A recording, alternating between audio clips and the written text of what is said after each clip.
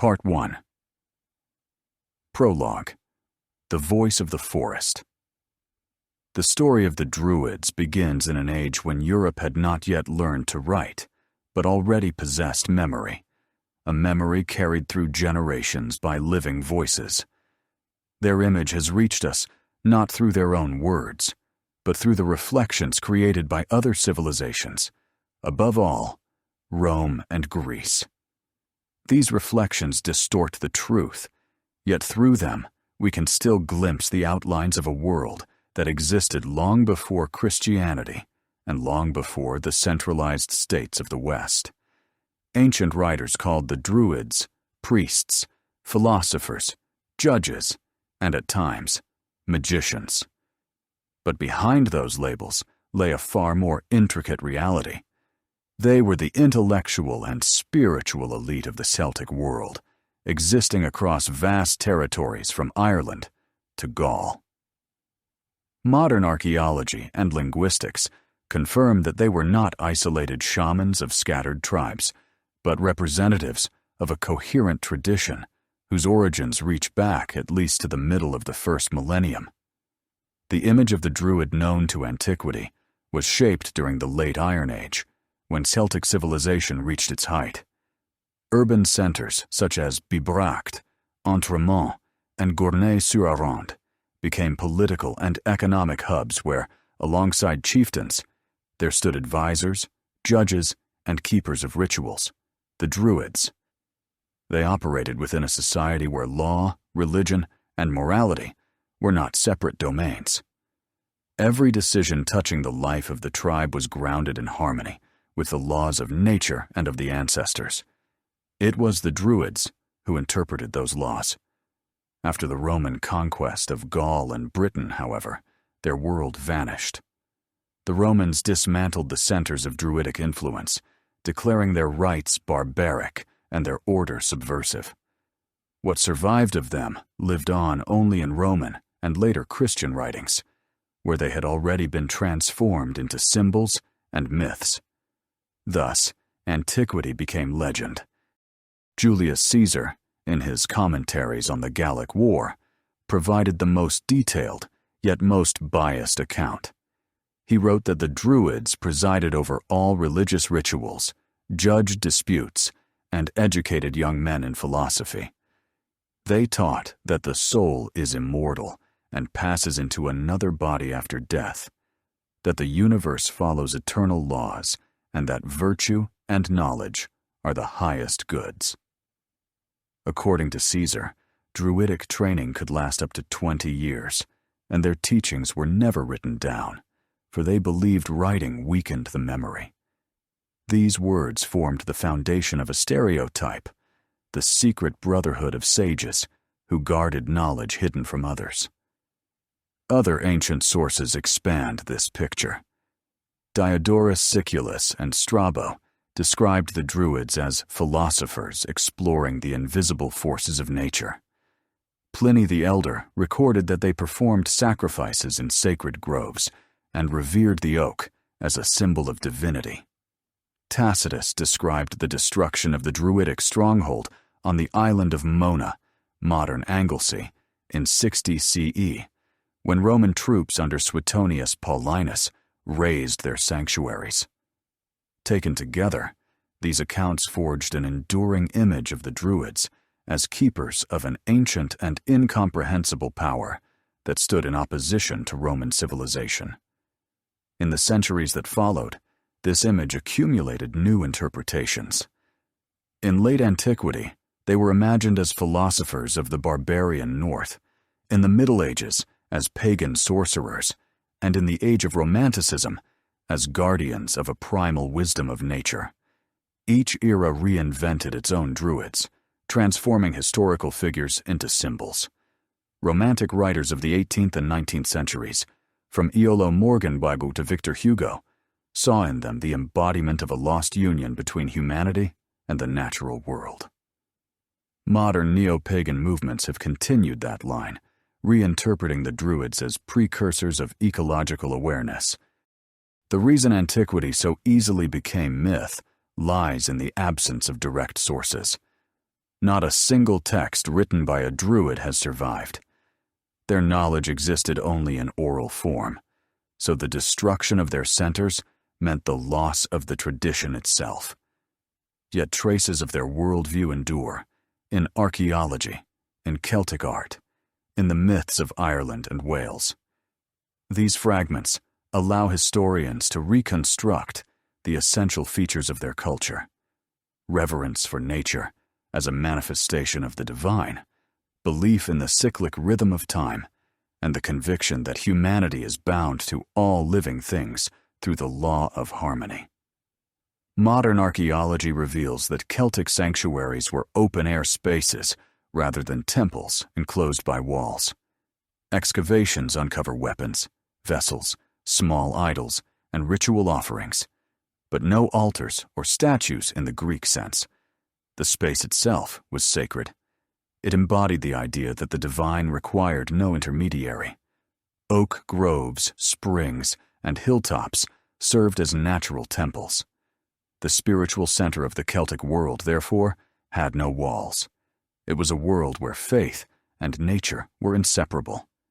Many scholars believe this outlook profoundly shaped the later European attitude toward nature. Unlike the Greco-Roman tradition, which sought to master the elements, Celtic culture emphasized balance and interdependence. Historians of religion see in this the earliest form of ecological consciousness, a vision in which the human being is not the ruler of the natural order, but its participant. But why, after 2,000 years, do we still feel the call of the Celtic groves? The answer may lie in the fact that the Druids embodied not a religion, but a worldview, one that united intellect and intuition, knowledge and reverence. Their world was built upon a sense of reciprocity between human life, time, and the earth. This is the sense that modern civilization has nearly lost, yet it survives as a cultural archetype. When we speak of Druids, we speak not only of the past, but of that ancient faculty within ourselves, the memory of unity with the living world. Contemporary research suggests that Druidic tradition was not a single centralized order, but a network of local schools within various Celtic tribes. Their functions differed, but their structure remained remarkably consistent. A high Druid presided over rituals and judicial decisions, while others served as teachers, advisors, and interpreters of omens. They regulated calendars, determined the dates of festivals, and apportioned duties among tribes. Their authority rested not on force, but on the recognition of knowledge. This made them a unique phenomenon in the ancient world, a society governed by an intellectual class. Archaeological evidence from Gaul and Britain also reveals the Druids' influence on economic life. At their sanctuaries, excavators have found weights, trade seals, and artifacts linked to exchange, suggesting that their authority extended beyond ritual. They likely mediated trade and oversaw intertribal commerce. Druidic organization was therefore not only a spiritual institution, but an administrative one as well. The question of who the Druids truly were remains central to scholarship. Were they magicians? To Roman observers, certainly, for they acted outside the bounds of imperial rationality. Yet, in anthropological terms, their magic was a form of applied science. They observed natural cycles, knew the medicinal properties of plants, studied the stars, and understood the influence of the moon on the tides. Their magic was a practical science, interwoven with ritual. Were they philosophers? Undoubtedly, for they speculated on the nature of the soul, of time, and of the cosmos. Caesar wrote that the Druids taught the doctrine of the soul's transmigration, that life never ends, but merely changes form. This belief in metempsychosis linked them to the Pythagoreans and to Indian thought. Yet in the Celtic context, it held a distinctly social meaning. Faith in rebirth provided the moral foundation for courage and duty. One did not fear death because one expected to return to the same world, to the same people, to the same earth. Were they guardians of the law? Yes, and therein lies their special role. They maintained the balance between power and morality. Their judgments carried the force of law, and excommunication from the religious community was the ultimate punishment, a symbolic death in a world where belonging meant survival. The law they upheld was not codified, but lived, a system of precedents and traditions akin to early customary law, where justice was measured not by formula, but by harmony with the natural order. Thus, the Druids combined the roles of priests, philosophers, and judges, forming a unique class of governing intellectuals. Their authority was both sacred and rational, their prestige not inherited, but earned through knowledge. They embodied what modern historian Barry Cunliffe has called the intellectual core of Celtic civilization. For this reason, their disappearance was not only a political rupture, but a cultural one. With them, Europe lost a tradition in which knowledge served harmony rather than power. When Rome destroyed the Druids, it did not merely dismantle a priesthood. It severed a way of thought in which humanity saw itself as part of the world, not its master. Today, 20 centuries later, the Druids continue to stir the imagination, not as pagan sorcerers, but as symbols of lost wholeness. Their image returns not in religion, but in philosophy, as a reminder that it is possible to live in a world where reason and nature do not stand opposed. We hear the call of the Celtic groves, not with our ears, but with our memory. It is the call to equilibrium, to a harmony that humanity seeks once more. And thus, antiquity, transformed into myth, returns as a question. Who were these people who listened to the forest and spoke on behalf of the world? Were they prophets or witnesses to a vanishing order? No single answer suffices, but one truth endures. The Druids lived at the threshold between knowledge and faith, between law and nature.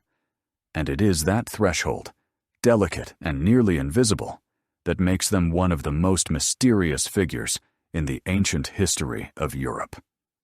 Part 2. The world they lived in. When we speak of the world of the Druids, we must understand that it was not a single state, and had no capital. It was a network of cultures united by a shared language, mythology, and worldview. Celtic civilization stretched across vast lands, from the Atlantic shores of Ireland to the upper reaches of the Danube, from the Alps to the highlands of Scotland. Yet for the Celts themselves, the world was organized differently than for the Romans, not by borders, but by concentric circles of belonging. A person belonged to a family, the family to a tribe, the tribe to the land of the ancestors, and each land had its own spirit, its own name, and its own law. The principal centers of the Celtic world during the flourishing of Druidism were located in Gaul and Britain. Here, between the Loire and the Rhine, between the Thames and the Shannon, there thrived a civilization rich in craftsmanship, trade, and art. Archaeological discoveries from La Tène, Entremont, and Bibracte reveal a high level of metallurgy, a complex system of exchange, and advanced urban planning. This was Europe before Rome, yet already possessing organized systems of authority, markets, and diplomacy. It was in this world that the institution of the Druids emerged, as guardians of knowledge and regulators of social order. By the time Caesar described Gaul, it consisted of numerous tribal confederations. They fought wars, forged alliances, and traded among themselves, yet they shared common religious and legal traditions. These traditions, according to ancient authors, were upheld by the Druids. It was they who ensured continuity in a society without written laws. Britain, particularly its western and northern regions, preserved more archaic forms of belief. There, according to Tacitus, Druidism existed in its purest state. Ireland, which escaped direct Roman conquest, became the last refuge of the Druidic tradition, surviving in a late form well into the early Middle Ages. The geography of the Druids was both physical and spiritual. Their sanctuaries, nemata, were situated not in cities, but along natural boundaries, by rivers, on hilltops, or within oak groves. These were the places that connected the human and divine worlds. For the Celts, the earth was not property, but a living being with whom one could enter into a covenant. Hence their particular reverence for the landscape. Every spring, every tree, every stone could possess sacred significance. In this context, the role of the Druids was to maintain the balance between people and the land itself. Archaeological excavations in Britain and Ireland confirm this vision of the world. Near sacred groves, researchers find traces of ritual pits, wells, wooden structures, and offerings. At Entremont in southern Gaul, archaeologists uncovered a sanctuary containing human skulls, carefully arranged in wall niches, alongside carvings of warriors with swords and chariots. These discoveries do not testify to a cult of death, but to a belief in the continuity of life and the interconnection of generations. Celtic religion wasn't a religion of the afterlife, but of cycles, in which death was viewed as part of nature's rhythm. Within Celtic society, the Druids occupied a singular position. Their authority rested not on birth, but on the recognition of their knowledge. Caesar wrote that Druids were exempt from military service and taxation, and thus many sought to join their order. Training lasted for decades and included the study of law, religion, medicine, astronomy, poetry, and the history of tribes. The Druids were therefore not merely priests, but universal intellectuals of their age. Modern scholars, Barry Cunliffe, Miranda Aldhouse Green, Anne Ross, regard them as counterparts to the educated castes of other ancient civilizations. In India, these were the Brahmins; in the classical world, the philosophers; among the Hebrews, the scribes. The Druids held an equivalent position, but their authority rested not on text, but on memory. They were living archives, repositories of genealogies, treaties, legends, laws, and precedents. Their function as judges and arbiters made them central figures in social organization. When two clans came into conflict, the decision of the Druids was binding. They could impose bans that excluded offenders from participation in rituals, a punishment tantamount to exile. Thus, religious sanction served as a mechanism of law. This system allowed order to persist without centralized government. Judicial and spiritual authority were inseparable, and the Druids embodied both. Yet their influence extended beyond the sphere of law. They were advisors to chieftains, accompanying them in war and diplomacy. No major decision was considered legitimate without their consent. According to Diodorus Siculus, Druids sometimes halted battles by stepping between opposing armies and commanding peace. Their word carried power because it was acknowledged by both men and gods. This gives Druidism a unique place in European history. Nowhere else did knowledge itself possess such direct political authority. Special attention must be given to the Celtic conception of law. Unlike Roman law, grounded in written codes, Celtic law existed as a living tradition. It was transmitted orally, relying on memory and moral authority. Every case was judged in the context of kinship obligations rather than by abstract procedure. This created a distinctive mode of thinking, not dogmatic, but situational, aimed at restoring balance. In later Irish legal texts, such as the Brehon Laws, 5th-7th centuries, we can still trace the Druidic legacy. The judge did not issue a sentence, but restored the order that action had disturbed. A culture of oral law demanded extraordinary memory. Ancient authors emphasized that Druidic training lasted up to 20 years, precisely because everything had to be learned by heart. Yet this was more than practical necessity. It was a principle. Refusing to record their teachings had sacred meaning. Caesar wrote that Druids explained this by saying that writing weakens the memory and renders knowledge lifeless. Modern researchers add that in a society where the sacred was embodied in the spoken word, fixing it in writing would have limited its power. The spoken word, when uttered properly, was an act. It could reconcile, heal, summon rain, or legitimize authority. Thus, Druidic power was above all the power of speech. They alone had the right to pronounce ritual formulas, to bless, to interpret omens. In their language, law, poetry, and prayer merged. This union explains why, in Celtic culture, language possessed an almost magical force. Modern linguists still find traces of ancient incantatory structures in Old Irish and Welsh texts, but their essence lay not in magic, rather in linguistic precision. For the Druid, the word was an instrument for shaping reality. The Celtic world, then, can be imagined as a civilization in which speech replaced documents, memory replaced archives, and the spoken word stood in place of written law. The Druids occupied the center of this system, maintaining equilibrium between power, nature, and community. They were not priests in the conventional sense, but mediators between all levels of existence. Their knowledge united the practical and the metaphysical. They healed illness, foretold harvests, determined the dates of festivals, and at the same time interpreted the meaning of life and death. When Rome conquered Gaul and Britain, it confronted not merely armies, but a culture governed by ideas. The destruction of the Druids meant not only the end of resistance, but the collapse of an entire system of meaning.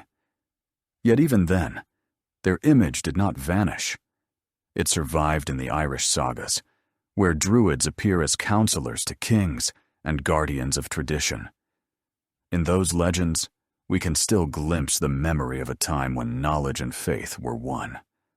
Modern historical scholarship views the Druids as a unique phenomenon in European history, an attempt to establish spiritual authority grounded in reason. Their civilization vanished, but its imprint endures in the structure of European thought, in the concept of universities as centers of knowledge, in the reverence for the spoken word, and in the understanding of law as moral balance. The world the Druids inhabited was not merely geographical, but mental, a realm where knowledge carried power because it was woven into the fabric of life itself. Part 3: Law, Time, and Memory. In the Celtic world, law was not a set of articles carved in stone, nor did it depend on the will of a ruler. It was perceived as a living fabric of existence, as real as the change of the seasons or the motion of the stars. For the Druids, law was not a list of prohibitions, but a system of balance, a network of harmonies governing the relationships between people, the gods, and the land itself. When that balance was broken, what was needed was not punishment, but restoration. Just as after a storm, one must level the soil again, or after a drought guide water back to its course. Justice, in their view, was a reflection of the cosmos. The judge's task was not to punish, but to return things to their proper place. Archaeological and textual evidence suggests that the Celts possessed a complex legal culture long before the emergence of writing. Julius Caesar noted that the Druids preside over almost all disputes, both private and public, and that their decisions were binding for everyone. They could forbid a person from participating in religious rites, the highest form of punishment, signifying not only exclusion, but spiritual death. In a society where identity was defined by belonging to the community, exile was a sentence worse than death. This demonstrates how deeply the social and sacred aspects of law were intertwined in Celtic life. Judicial practice was likely based on memory and precedent. In the Druidic tradition, there was no written code comparable to Roman law. Decisions were made according to what was in keeping with the customs of the ancestors. These orally transmitted customs formed a system modern historians call proto-legal. Later Irish sources, particularly the Brehon laws, compiled between the 7th and 9th centuries, preserve traces of this older order. In those texts, the judge does not command, but reconciles, restoring equilibrium between the parties. The Druidic court, therefore, can be understood not as an instrument of conflict, but as an act of concord. Celtic notions of justice rested on the concept of fear flathamon, the truth of the ruler, a principle that united moral and natural order. If a chieftain or a judge violated truth, the entire world reflected the imbalance. Fields withered, rain ceased to fall, animals died. Every miscarriage of justice was thus seen not as a human error, but as a cosmic one. The Druids were responsible for ensuring that the law remained aligned with nature. This was the depth of their role. They governed not only society, but the harmony between humanity and the forces of the earth. This philosophy was intimately tied to how the Celts perceived time. Unlike the Romans, who viewed history as a linear progression, the Druids saw time as a circle. The past, present, and future did not follow one another, but coexisted as phases of a single cycle. Everything returned: the sun after night, winter after summer, the soul after death. This concept of cyclicality was not only a religious idea, but a practical framework for organizing society. The most tangible evidence of this worldview is the Coligny calendar, discovered in France in the 19th century. This bronze tablet, dating to the 1st century CE, contains more than 200 inscriptions in the Gaulish language written with Latin letters. It represents a complex lunisolar system, dividing months into 29 or 30 days, and including special corrective periods. Scholars believe the calendar was designed under Druidic supervision, since only they possessed sufficient astronomical knowledge to construct such a system. Its structure reflects not mere timekeeping, but a philosophy of rhythm, the desire to align human life with the movement of the heavens. For the Druids, time was not a flowing line, but a process of return. Their festivals, Samhain, Imbolc, Beltane, Lugnasad, marked key thresholds of the year when the boundaries between worlds grew thin. These were not arbitrary celebrations. They commemorated moments of balance between light and darkness, life and death. Samhain, falling at the beginning of November, marked the end of the old year and the beginning of the new, when the souls of the dead were thought to revisit the living. Beltane, by contrast, symbolized the rebirth of light and fertility. The calendar, therefore, was not merely a system for measuring time, but a ritual law governing the rhythm of community life. The Druids served as keepers of these rhythms. They determined the times for sowing, harvest, and sacrifice, observed the movements of the moon and sun, and studied the stars. Their astronomical knowledge continues to impress modern scholars. In Britain and Ireland, monuments survive that align precisely with solar and lunar cycles: Stonehenge, Newgrange, and the cairns of the Isle of Slieve. Although these structures predate classical Druidism, their later use testifies to a continuity of the tradition of watching the heavens. The Celtic world was one in which stars and laws obeyed the same logic of balance. This perception of time directly shaped their understanding of destiny. If all things return, then every action carries consequences that must one day reappear. This belief formed the foundation of Celtic ethics. Good and evil do not vanish, but transform. Law thus became not external compulsion, but internal awareness. To violate order was to create a dissonance that must later be corrected. The purpose of punishment and atonement was not retribution, but restoration of harmony. To preserve this knowledge, the Druids relied on memory. In a world without written texts, memory served as library, archive, and school all at once. Caesar wrote that Druidic training lasted for 20 years because students memorized an immense corpus of traditions, laws, and songs. Modern scholars believe the education unfolded in stages. First, the apprentice learned the sacred language and rhythm of formulaic verse, then law, astronomy, and philosophy. Poetry, metric structure, and alliteration aided in retaining vast amounts of information.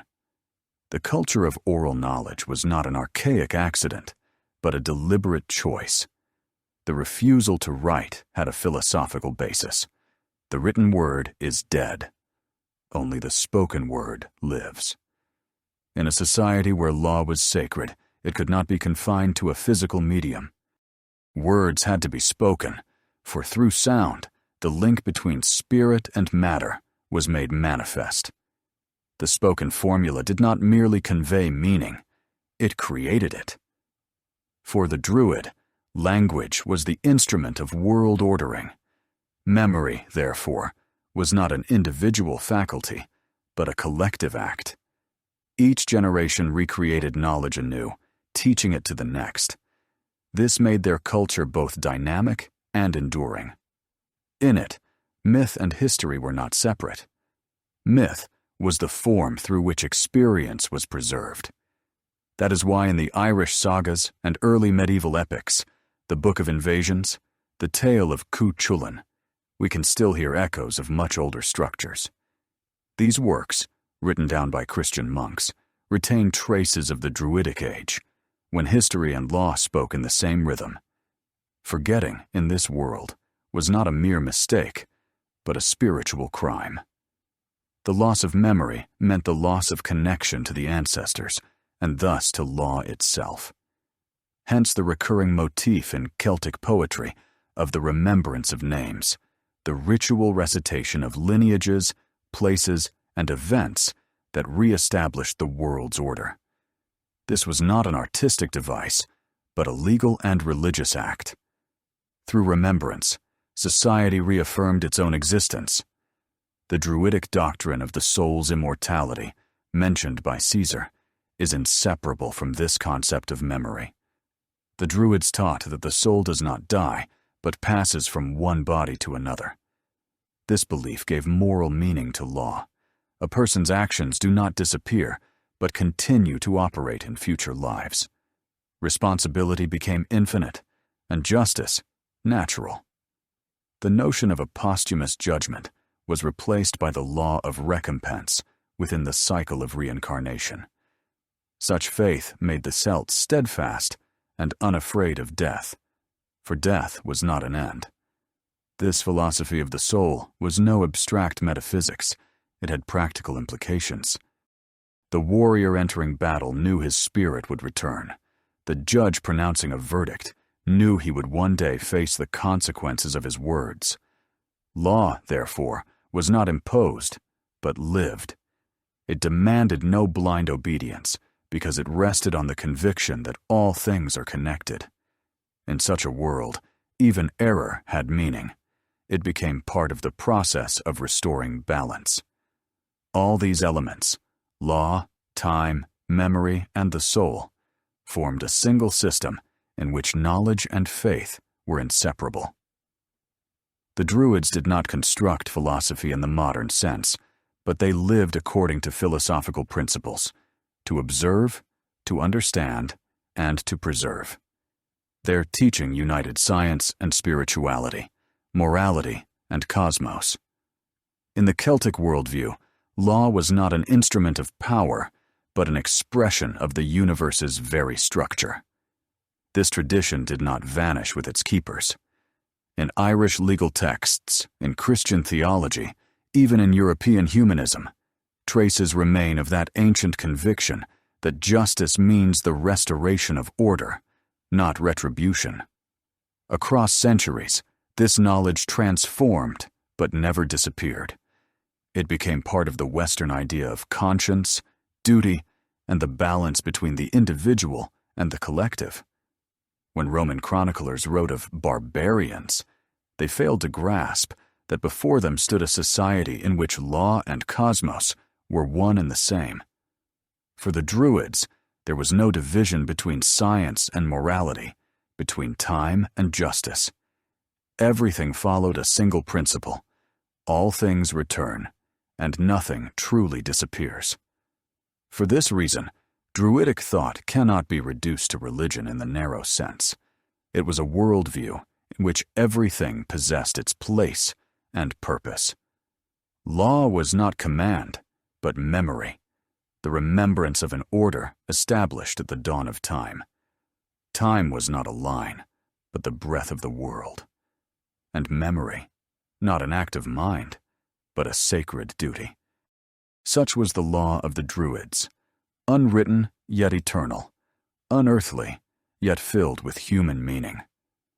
It required no belief, only participation, and that is why its echo still lingers, in our striving for justice, in our habit of measuring life by cycles, and in our need to remember those who came before us. Part 4. Forest, Stone, and Blood. The world of the Druids had no walls. Their temple was the forest, their vault, the sky, their altar, the earth itself. In the Celtic vision, nature was not the background of human life, but a living being participating in the fate of humankind. Every river had a voice, every grove, a memory, every stone, a will. In these places, man did not build a temple, but simply marked the presence of the sacred. It was here, among oaks and springs, that the life and faith of the Celts unfolded, where word and ritual merged into a single act. Ancient authors often noted that the Druids had no temples in the usual sense. Caesar wrote that their sacred spaces were located in forests, where they performed sacrifices and interpreted omens. These groves were called nemeta, a word related to the Indo-European root, meaning sacred place or purification. This element appears throughout Celtic and Gallic toponyms: Nemeton, Nemetum, Nemours, Nantes. Each of these groves was not merely a site of worship, but a knot binding together the worlds. For the Druids, sacred space was not created, it was revealed. For a place to become Nemeton, it did not need to be built, but recognized. They chose locations where a special power could be felt, at the crossing of streams, at the base of hills, among ancient trees. Archaeological excavations show that these natural sites became centers of ritual activity. Here were found traces of fire pits, sacrificial pits, wooden enclosures, and sometimes human remains offered to the gods. The forest was the ideal environment for worship because it symbolized order concealed within chaos. In the crowns of trees, the Celts saw the reflection of the heavens. In their roots, the underworld. The oak, the sacred tree of the Druids, bound these realms together. Its name, according to philologists, derives from the root derwos, meaning hard, steadfast, true, the same root found in the word druid. Perhaps druid originally meant one who knows as the oak knows, the keeper of truth, rooted in eternity. The natural temple of the Celts was a living organism where every element mattered. Stones arranged in circles marked the boundaries of ritual space. Water served as a mirror between worlds. Wind carried the words of prayer. To an ancient observer, raised in the tradition of marble temples, such a religion seemed barbaric. Yet in reality, It expressed an older, organic relationship with the sacred. Stone held a special place in this system. The megalithic monuments, dolmens, menhirs, stone circles, predated the Celts, but within their culture they acquired new meaning. Stonehenge, Avebury, Carnac, Brodgar, all were ancient sanctuaries to which the Celts gave their own interpretation. They saw them as traces of gods, or as points where the earth opened itself to the sky. Archaeological evidence shows that many megalithic complexes continued to be used in the Celtic period for festivals, rites of passage, and divination. For the Druids, stone was memory. It preserved the imprint of time, as language preserves meaning. Standing stones, aligned in lines or circles, recorded astronomical events, the sunrise at the solstice, the appearance of particular stars. Stones were therefore not mere monuments, but instruments of the calendar and spatial formulas of law. Through them, the Druids established a correspondence between earthly and celestial order. But not only stones and words maintained this connection. There existed another, darker form of sacred covenant: sacrifice. To ancient authors, it became the chief reason to accuse the Druids of cruelty. Caesar wrote that they entered into pacts with the gods through the offering of human lives. Diodorus Siculus claimed that Druids foretold the future by observing the death of captives. Lucan described their sacred groves, where blood flowed among the roots of the oaks. These accounts shaped for centuries the European image of the Druid as a grim priest performing terrifying rites. Yet modern archaeology reveals a more complex reality. Sacrifice did exist, but it was not wanton violence. It was an act of exchange, deeply embedded in the Celtic ethic of reciprocity. A world built upon balance demanded compensation. For the gifts of the gods, one must respond with gifts of one's own. In some cases, with the most precious gift of all, life itself. The clearest archaeological evidence comes from sanctuaries in Gaul and Britain. At Entremont, near Marseille, a ritual site was found, where human skulls were displayed in the temple walls, carefully placed in niches beside weapons and sculpted images of deities. This was not a place of executions, but a memorial of victories and offerings made to the gods of war. At Gournay-sur-Aronde on the Somme, excavations revealed a sanctuary containing the remains of both animals and humans, along with objects deposited in sacrificial pits. Everything indicates that these acts followed strict ritual order. Farther north, the most famous examples are the bog bodies, the men of Toland, Grauballe, and Lindow. Found in Denmark, Germany, and Britain, these people died around the 1st century BCE, strangled, throat-cut, or drowned in peat. Their bodies are astonishingly well preserved. Skin, hair, even facial lines remain intact. Anthropologists interpret them as offerings to deities of fertility or retribution. In their deaths, one reads not savagery, but ritual, a sacrifice made for the renewal of the earth.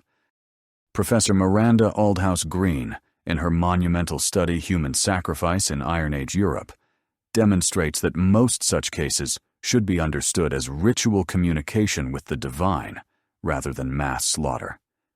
The victim, whether human or animal, was seen as a messenger carrying words between worlds. Death was not an ending, but a transition, the renewal of the cosmos through action. The idea of transition lies at the heart of Celtic ritual practice. Every ceremony, from divination to burial, signified the crossing of a boundary. It might be a boundary of time, as on the night of Samhain, of space, between the worlds of the living and the dead, or of state, between ignorance and knowledge. In all these transitions, blood, in both literal and symbolic senses, served as mediator. It joined body to earth, life to spirit, past to future. Archaeoastronomical studies of sites like Newgrange in Ireland reveal how deliberate this symbolic system was. Each year, on the morning of the winter solstice, the first rays of the sun penetrate the narrow passage of the mound and illuminate the inner chamber. This is no coincidence. The monument is aligned with almost mathematical precision. For the Celts, it was not a spectacle, but a cosmic act, the moment when light regained strength and overcame darkness. Such events structured rituals in which humans became part of the natural cycle, affirming that life and death were but forms of one breath. The Druid's role in these rites was central, yet not bloody. He was no executioner. His task was to speak the formula, to direct the act, rather than perform it physically. In ritual, the word mattered more than the action, for the word bound the offering to its purpose. Without the correct utterance, no covenant with the gods could be made. The Druid was the mediator, the translator between the languages of the human and the divine. The symbolism described by Pliny the Elder, the white robes, the golden sickle, the sacred mistletoe, carried meanings of ritual purity. Mistletoe, growing upon the oak, was considered the plant of eternity. Untouched by the earth, it symbolized life beyond time. Its gathering was accompanied by an elaborate ceremony aimed at renewing the forces of nature. This ritual, probably rare, made such an impression that Roman writers could not forget it. Blood, stone, and wood, the three elements of Druidic reality, formed a sacred triad. Stone preserved time, the tree connected worlds, and blood restored strength. Their union represented the complete cycle of existence, mirroring the Celtic vision of eternal exchange. Even sacrifice, in this sense, was not an act of destruction, but of restoration. The offering returned to the world what the world had given to man. Roman authors saw in these practices barbarism because they failed to grasp their philosophy. But to the Celts, these were expressions of the universal law, the law of balance. Modern scholars emphasize that Celtic religion knew no dualism of good and evil. It recognized only equilibrium. When that equilibrium was broken, compensation was required. Blood, in this context, was not a symbol of violence, but a measure of the world's restoration. When Rome entered Gaul and Britain, it did not meet savages, but a people for whom even death had meaning. The empire brought writing, roads, and discipline, but it deprived the Celts of their natural sanctuaries. Yet the memory of forest temples, of oaks and fires, of stones and stars did not vanish. Its echoes survive in place. Names, rituals, tales, and legends. Even 2,000 years later, across the British Isles, one can still hear in local traditions the faint remembrance of that ancient pact between man and the earth. The world of the Druids was built on other laws. It knew no walls, but knew boundaries between realms. It wrote no doctrines, yet preserved them in stone and in word. It made sacrifices, not out of fear, but in pursuit of balance. And so, when the empire entered those forests, it encountered not merely a people, but an entire cosmology. How that encounter transformed both sides will be told in the next part, When the Empire Came to the Forest. Part 5, When the Empire Came to the Forest. When the Roman Empire turned its legions northward, it encountered not merely tribes, but another kind of civilization. Rome brought with it stone, road, and law. Yet in the lands it entered, there existed a different order, the order of the circle, of memory, and of voice. For the Romans, power was defined by the center, by writing, by temples of marble. For the Celts, it was defined by the oak, by breath, and by the spoken word. This encounter was not only a military conquest, It was a clash between two visions of the world. Rome considered itself the embodiment of reason. Its law recorded every rule. Its architecture disciplined space. Its army mastered time. The Celtic law, by contrast, was living, fluid, and adaptive, and its sacred places were part of nature itself. Rome sought to rule the body of society. The Druids ruled its soul. Their existence undermined the imperial logic in which authority descended from above.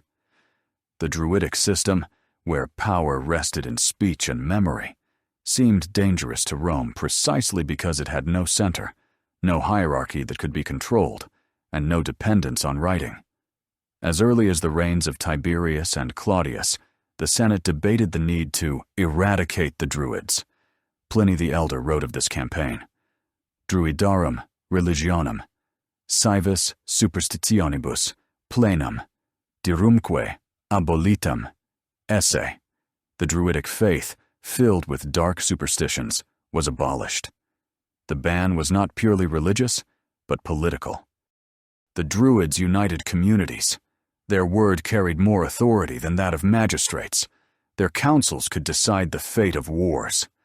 For an empire built upon discipline and centralization, such independence was intolerable. The first Roman to meet the Druids face to face was Julius Caesar. His Commentari de Bello Gallico, the Gallic War, was the first and perhaps most influential document to shape the image of the Celts for centuries to come. Caesar was no observer. He was a conqueror. His pen worked as ruthlessly as his sword.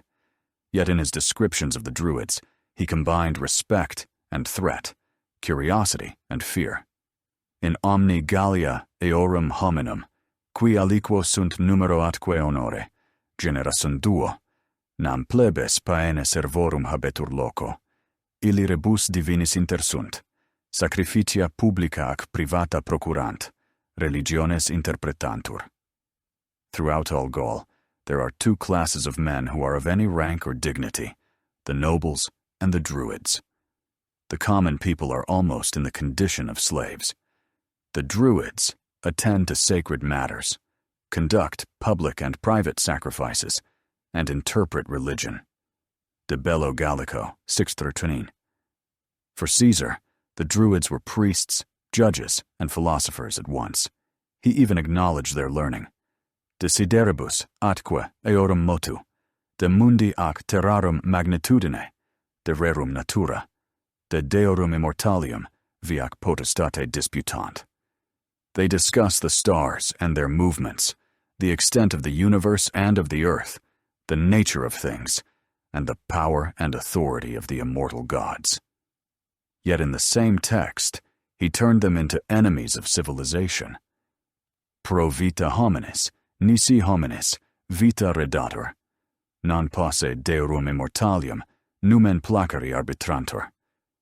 They believe that the favor of the immortal gods cannot be won except by rendering a human life for a human life. Thus, within one work, Caesar created a dual image, sages and savages, philosophers and murderers. The device served a purpose, to justify conquest.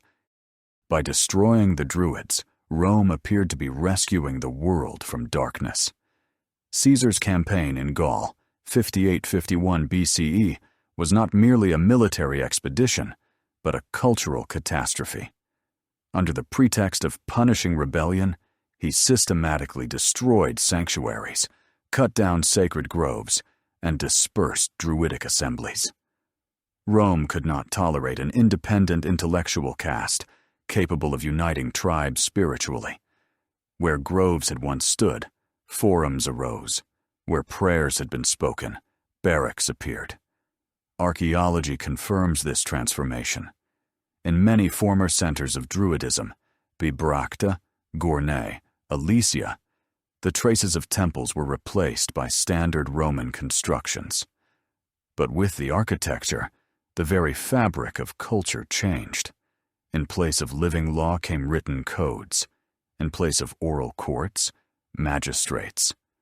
With the disappearance of the Druids, Gaul lost the voice that had spoken on behalf of the earth. Yet not all of Britain yielded so quickly. Across the Channel, Druidism endured in its purest form. It was here, in the northwest, that the Celtic spiritual tradition retreated after the fall of the Gallic centers.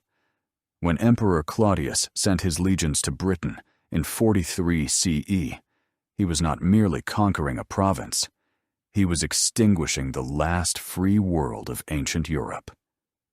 The most dramatic episode of that war was the assault on the island of Mona, Anglesey, described by Tacitus in Annals, 130, stabat prolittore diversa acies, densa armis virisque, intercursantibus feminis, druidaeque circum, preces diras sublatis ad caelum manibus fundentes, novitat aspectus perculere, milits. On the shore stood a strange and opposing host, dense with arms and men, and among them women running to and fro, with disheveled hair, clad in black, bearing torches. And around them the Druids, raising their hands to heaven and uttering dreadful curses, struck terror into the soldiers by the very novelty of the sight. The scene is one of the most powerful in ancient literature. Rome, embodied in the legion, advancing through water toward forest and fire.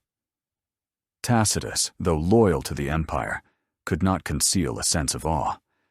He writes that the legions were for a moment paralyzed, stunned by the sight of people for whom death was not horror, but devotion.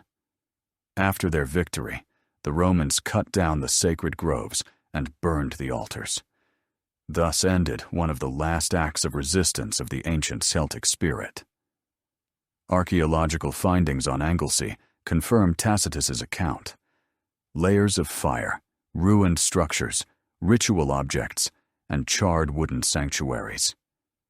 Everything suggests that a major center of Celtic cult once stood there. Yet the spiritual victory remained with the Druids. Even destroyed, they became symbols of a world where humanity and nature were one.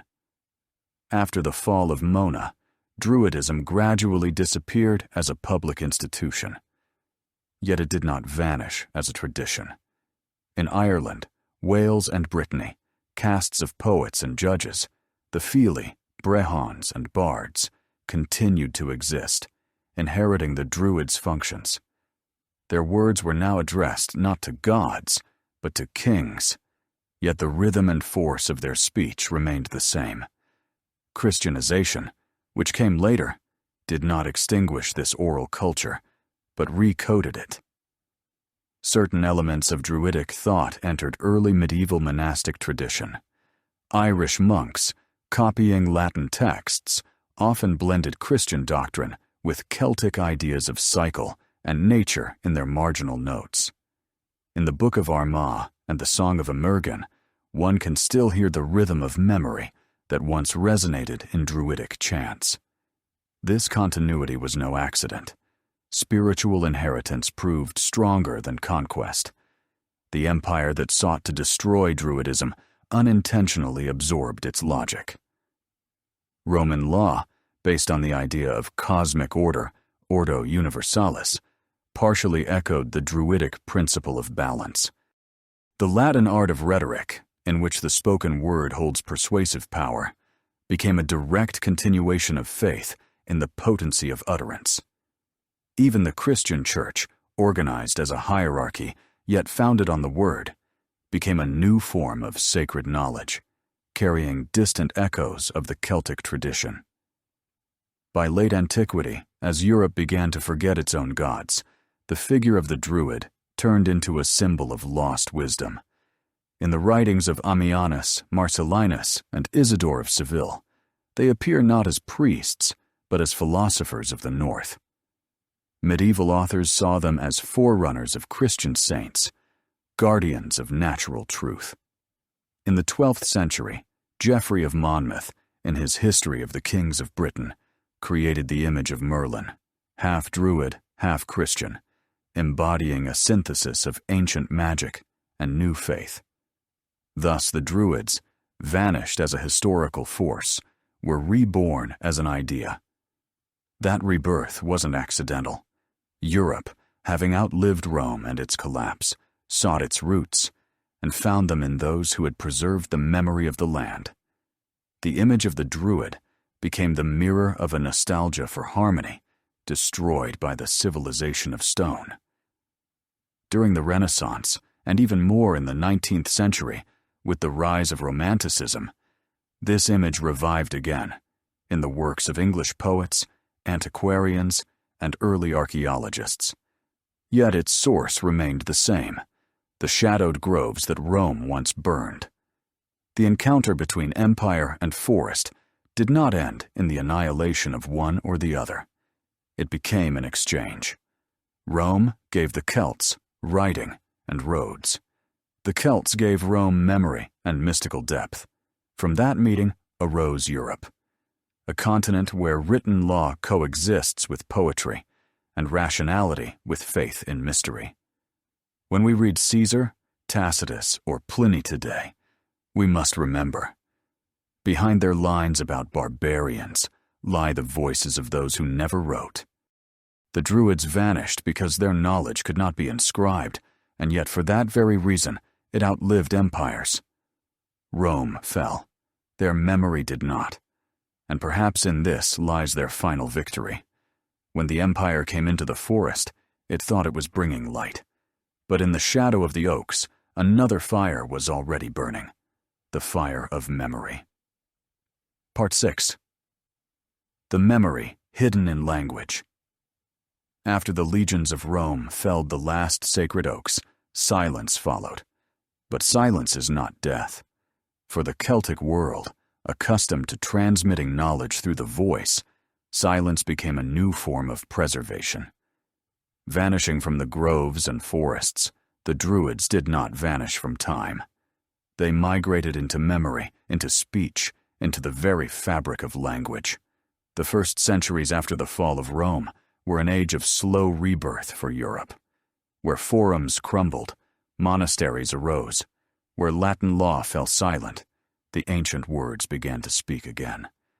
Britain and Ireland became refugees for the remnants of pre-Christian culture, archives of antiquity in living form.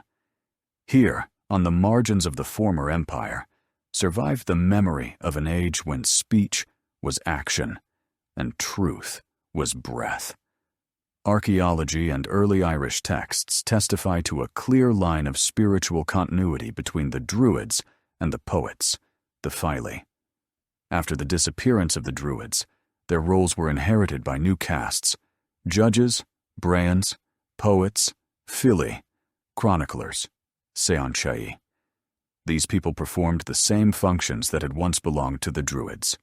They interpreted law, taught knowledge, preserved the memory of lineage. Early medieval Irish society knew no written codes in the modern sense. Instead, it lived by the law of memory, fenishas, or the Bran laws, preserved orally and passed down through generations. The education of a poet in Ireland could last up to 12 years. He was required to know hundreds of metrical forms, the laws of rhythm, sound, and alliteration. This was not mere art. It was a system of thought, the equivalent of written jurisprudence. Each line fixed meaning. Each repetition and rhyme served as a hook for memory. The poet, like the ancient Druid, carried the order of the world in his mind. The Irish Fili tradition is, in essence, a continuation of Druidic philosophy. Like their predecessors, the poets not only praised kings, but judged them. A ruler who violated Fir Flathamon, the truth of the sovereign, lost his right to rule. Truth possessed magical force. Falsehood corrupted not only the person, but the land itself, bringing famine and disease. This principle is a direct legacy of the Celtic law of balance, reaching back to the time when the Druids saw the universe as a network of reciprocal obligations among people, nature, and the gods. Early Christian Ireland became a laboratory of cultural synthesis. Christianity did not erase the ancient tradition here. it absorbed it. In monasteries such as Clonmacnoise, Glendalough, and Armagh, monks copied Latin texts, yet in their margins and glosses the old images shone through: the spirit of the oak, the power of the word, the memory of the land. Irish monks of the 10th century quoted Cicero and the Psalms, but wrote them in the rhythm of ancient songs. The Old Irish word draoi, druid, gradually changed its meaning, coming to signify sage, poet, or seer. Thus, the language itself preserved the semantic trace of a vanished order. The root nemeton, meaning sacred grove, survives in place names throughout Celtic Europe, from Gaul to Scotland, in names that still recall consecrated ground. The word briathar, meaning speech or oath, descends from the Indo-European root were. Word, the same that gave Latin verbum and English word. In this way, the languages of Celts and Romans, once enemies, eventually met and intertwined in the depths of their vocabularies. This is more than linguistics. It is a story of survival. When all that could be destroyed had been destroyed, language became the final temple. It preserved not buildings, but meanings. Each formula, each idiom, each name carried traces of an ancient worldview, an echo of a world in which the word governed reality.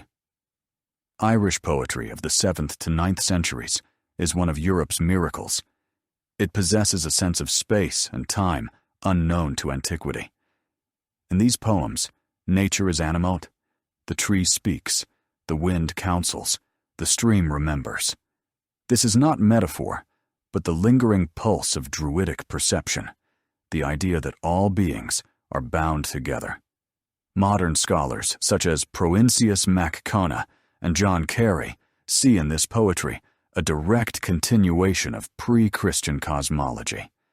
Alongside poetry, law continued to evolve. The Brehon laws, written down only in the 9th century, essentially reflect an oral tradition reaching back to prehistoric times. In them, there is no opposition between the sacred and the secular. Justice and ritual are intertwined. Each legal provision is accompanied by a poetic formula, a rhythmic line designed for memorization. Judge and poet are two aspects of the same wisdom. Here, again, we feel the echo of ancient Druidism, in which knowledge and law were inseparable. Gradually, these elements entered Christian culture itself. Irish monks, who carried their missions to Britain and the continent, brought with them not only faith, but a poetic way of thinking. Their Latin writings, composed in monasteries such as Lindisfarne, Iona, and St. Gall, are filled with rhythmic parallels typical of Gaelic tradition. Even in prose treatises, one feels the music of spoken language, the very breath that once gave life to the Druidic word. Thus, the Druidic legacy became woven into the fabric of European learning. When, in the Carolingian age, the idea of universities and grammatical schools arose, their foundations rested on the same concept of memory and rhetoric that had once shaped Celtic education. Teaching through repetition, formulaic reasoning, the art of disputation, all of these were inherited, at least in part, from a world where knowledge existed only in voice and ear. Language preserved not only words, but ethics. The ancient belief in the power of the truthful utterance, fear, continued in Irish and Welsh law. False speech was seen as a crime that disrupted the harmony of the universe. Truth remained not merely a moral concept, but a physical principle, the lingering echo of a faith that word and being are one. In this respect, the Celtic tradition stands closer to the philosophy of Plato than to medieval scholasticism. For it, knowledge was not the product of abstraction, but a mode of participation in reality. To speak was to create. This intuition, born in the ancient groves, became one of the foundations of European culture. Poetry, law, rhetoric, and preaching.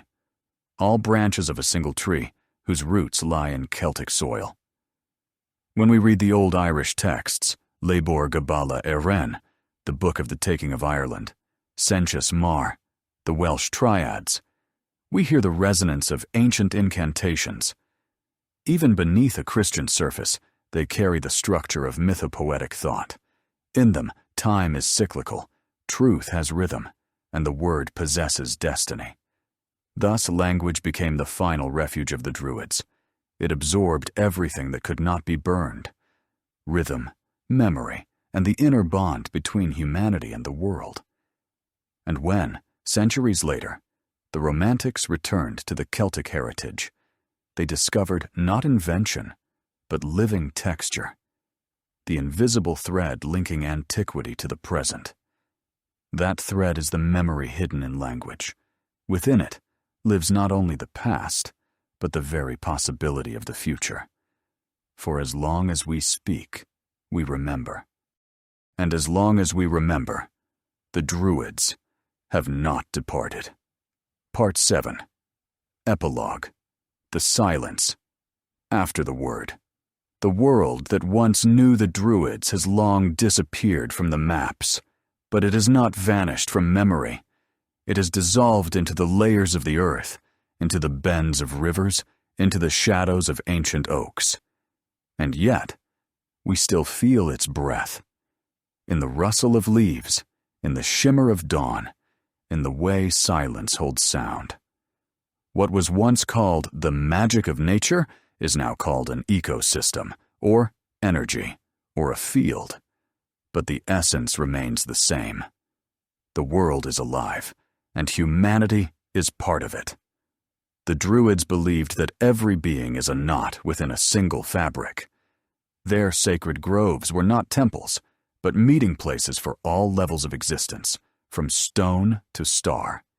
And so, when Rome came into the forest with fire and iron, it destroyed not merely a cult, but a way of perceiving the world.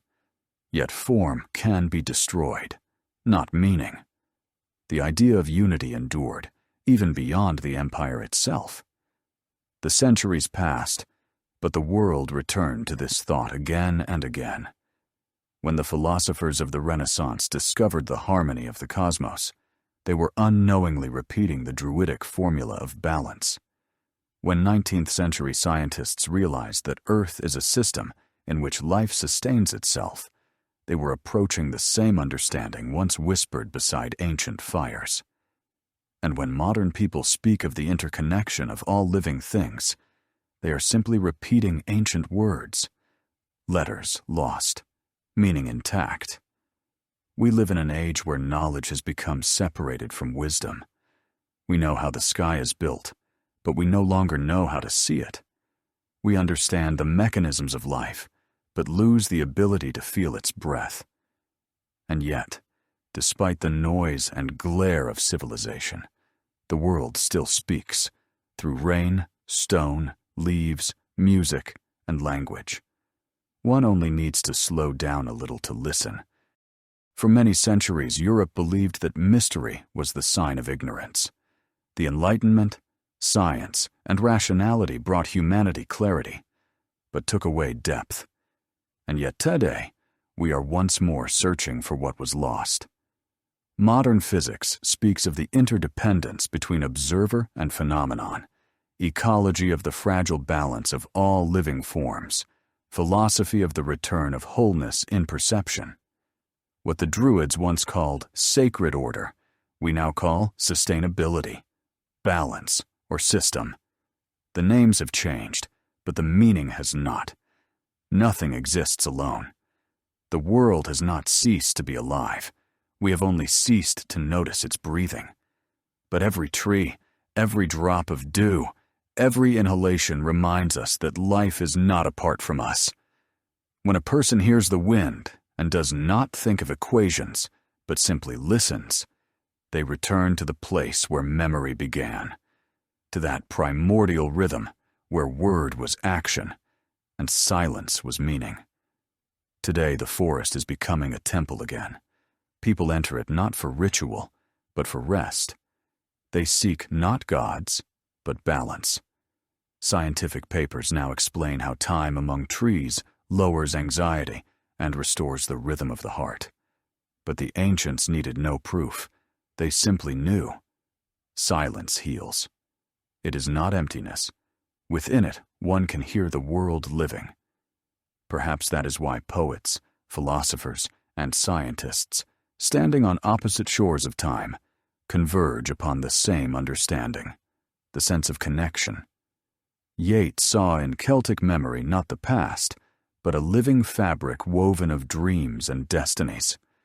Heidegger wrote that language is the house of being. Lovelock and Margulis spoke of Earth as a living organism, sustaining itself. And if we join all these voices together, they form the same thought the Druids once spoke aloud. The world is not an object. It is a conversation. We speak today of returning to nature, of regaining a sense of belonging. But perhaps it is not a return at all, only the awakening of what never vanished. Memory does not die. It waits, like a seed sleeping in the soil until spring returns. Today, humanity faces the same trials it did 2,000 years ago: power, fear, and the loss of meaning. Yet within each of us lives an ancient hearing, the ability to recognize harmony. We feel it when we listen to the sea, when we sit in silence by firelight, when we speak not for advantage, but for truth. That is what remains of the memory that once held the world in balance. The Druids taught that knowledge without reverence becomes destruction. We have learned that lesson firsthand, but perhaps now we are ready to hear what we once could not. That strength lies not in conquest, but in attention. Mystery does not oppose reason, it nourishes it. It reminds us that truth is not always loud, that sometimes the right answer is silence. Now, after millennia, the forest calls to us again, not to revive ancient rites, but to restore the ability to listen. The world does not need to be explained, it needs to be heard. And perhaps that is the final knowledge, that humanity is neither above nor below nature, but breathes with it. When we speak, we create. When we are silent, we listen to what came before us and will remain after. In that silence live all who once stood beneath the oaks, listening to the breathing of the earth. And if we can still feel that ancient rhythm today, then they haven't gone. They have simply become the memory of the world. And the world, at last, has learned to listen to itself again.